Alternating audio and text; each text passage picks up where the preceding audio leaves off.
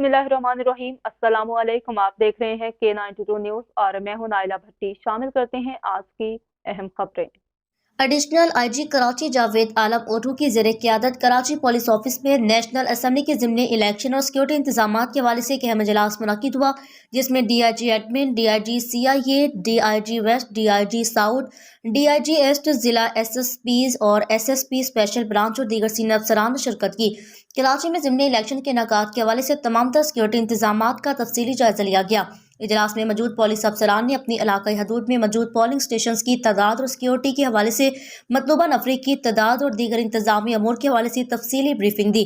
Police chief ने हदायत जारी की इलेक्शन कमीशन की जारी करदा SOP को मद्देनजर रखते हुए प्लान तरतीब दिया जाए। शहर में लॉ एंड ऑर्डर के क़याम को मुमकिन तौर पर यकीनी बनाने के हवाले से अहम इकदाम को ज़ेरे बहस लाया गया।